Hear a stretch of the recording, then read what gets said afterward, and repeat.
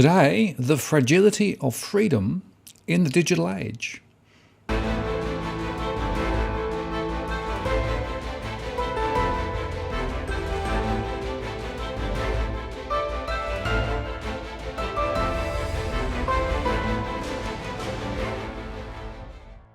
Hello again, it's Martin North from Digital Finance Analytics, with my latest posts covering finance and problem news with a distinctively Australian flavour.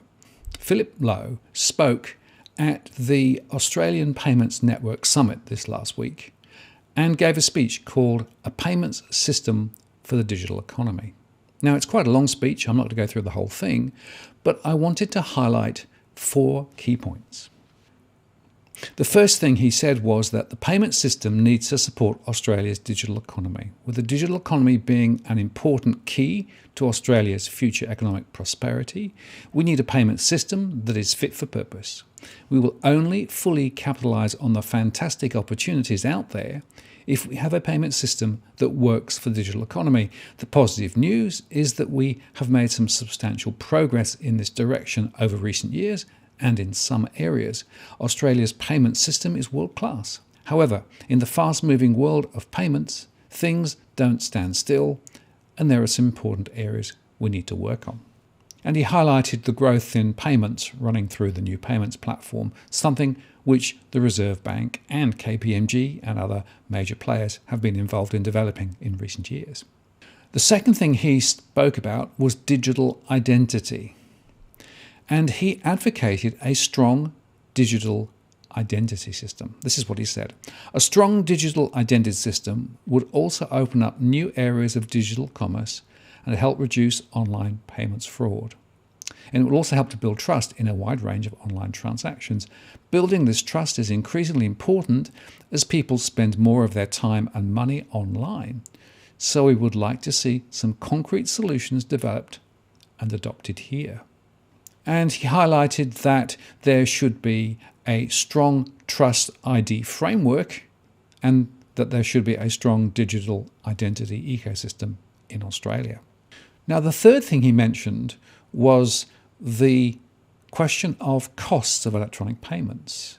He said both the Productivity Commission and the Black Economy Task Force have called for us to examine this question. It is understandable why. As we move into a predominantly electronic world, the cost of electronic payments becomes a bigger issue. The Payment System Board's regulation of interchange fees and the surcharging framework, as well as its efforts to promote competition and encourage least cost routing, have all helped lower payment costs. The issue is, how do we make further progress? And what combination of regulation and market forces will best deliver this? And he summed it up like this. The world of payments is moving quickly with new technologies and new players offering solutions to long-standing problems. At the same time, expectations regarding security, resilience, functionality and privacy are continually rising. Meeting these expectations can be challenging, but doing so is critical to building and maintaining the trust that lies at the heart of effective payment systems. The entry of non-financial firms into the payments market also raises new regulatory issues. As part of the review that they're planning, it would be good to hear how the regulatory system can best encourage a dynamic and innovative payments system in Australia that fully serves the needs of its customers. So think about what he said. First, the digital ecosystem is growing. Secondly, there are questions about the costs of that ecosystem and particularly how it hits consumers. Third, as consumers get more and more involved in using digital, they will need a digital identity of some sort. But of course, that puts more ability to control and manage and monitor everything that's going on in the digital environment. And that is something that I personally am concerned about. And probably with good reason. Look at the recent discussions that we've had around the cash ban. In fact, I made a post about this with Robbie Barwick recently. Because that discussion is still running, there is still the concern that the $10,000 cash ban may force people into the digital banking system, may force people to use online transactions to make payments and to use electronic means to make payments.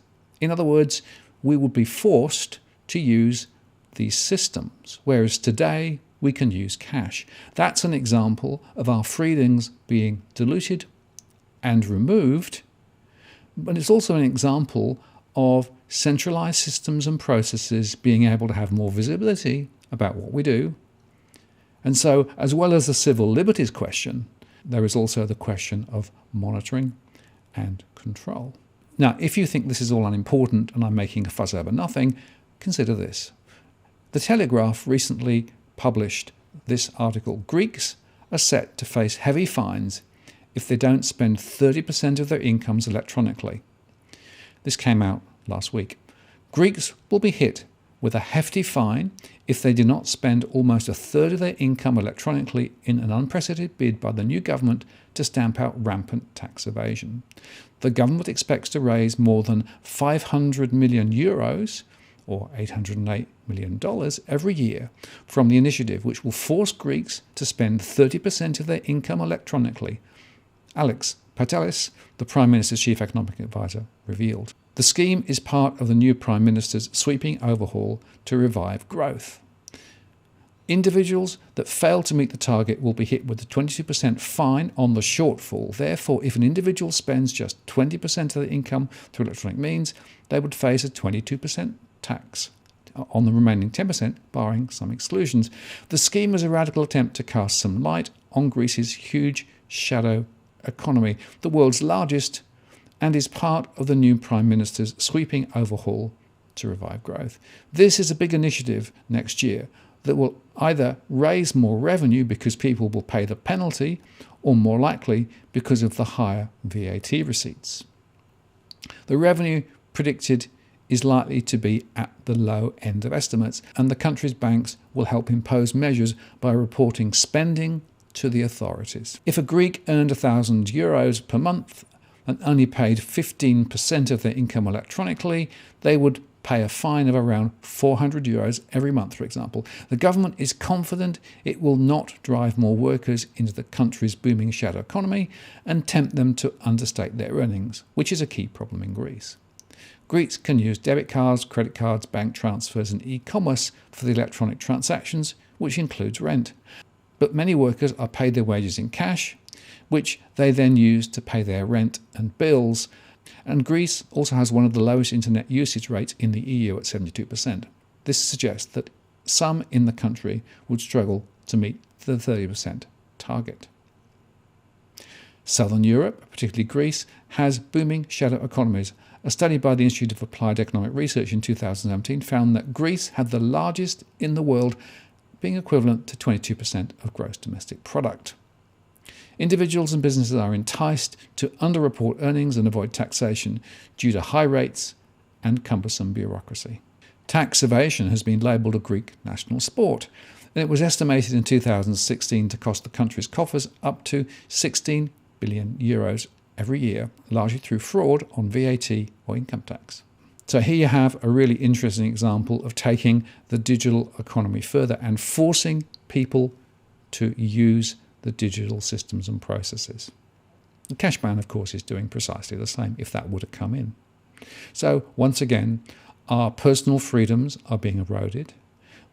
Potentially, we could be forced to use digital systems and, of course, pay the fees for so doing, and be monitored and controlled as never before.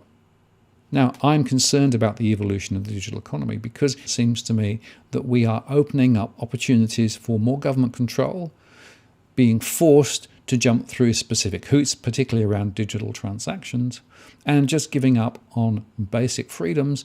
And yet I see very little in the mainstream media and very little discussion about the implications of this. And remember that I highlighted the RBA is advocating strong digital ID and is calling out the rise of digital transactions. So I think we need to be very careful. We need to be going into this era with our eyes wide open. My concern is at the moment, I think we are sleepwalking into a future which is controlled, digitally enabled, and where our personal freedoms continue to be eroded. And given the fact that I run digital finance analytics, you may be surprised that I'm highlighting these digital risks. Yes, I am, because whilst I believe there is huge potential for digital outcomes, we also have to guard our freedoms at the same time. And at the moment, I don't think those balances are being set right. And it seems to me that little by little by little, we are just losing more and more of our personal freedoms, those freedoms which were hard won over the last few hundred years, and yet seem to me to be now being given up without much resistance. I find that very concerning. I'm Martin North from Digital Finance Analytics. Many thanks for watching, and I'll see you again next time.